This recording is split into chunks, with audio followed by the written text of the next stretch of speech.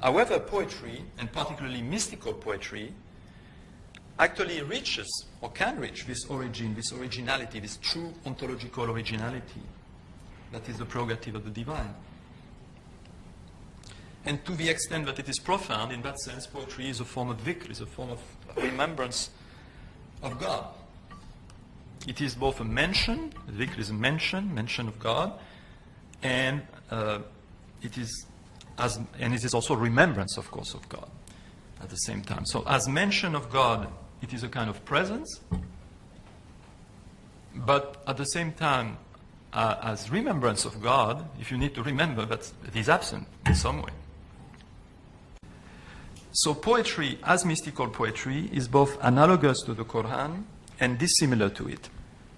In some sense, it is akin to the Quran as dhikr, but in another sense, it bears witness to an absence that preserves the incomparability, the ijaz, of the Quran.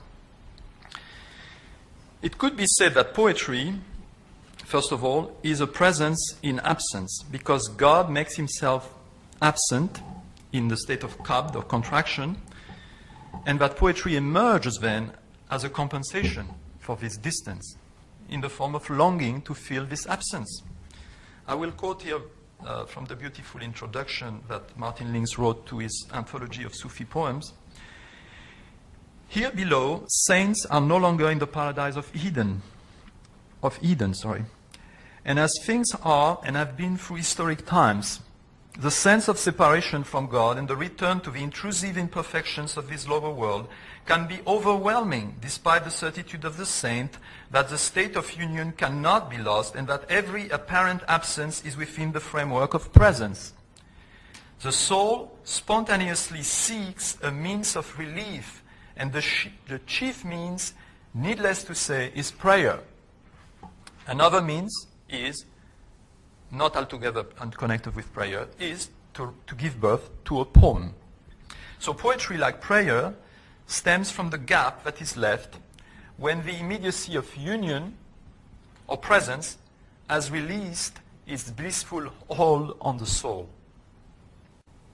And Martin Links' analogy between poetry and prayer is therefore highly suggestive of the ambivalent, half-human, half-divine status of poetry.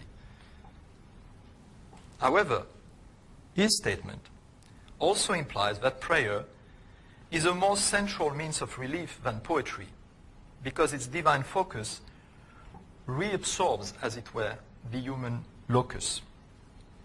This is particularly true, of course, in Sufism, in Dhikrullah, in the invocation of the names of God, in which, as Chuon has indicated, it is in fact God himself who utters his name in us.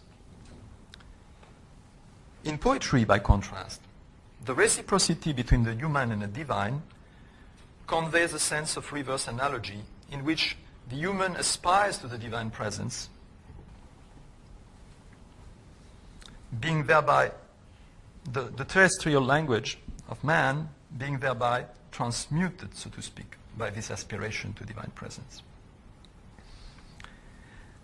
By contrast, the Quran is an absence in presence, because God makes himself hidden, so to speak, or remains hidden below or beyond his word.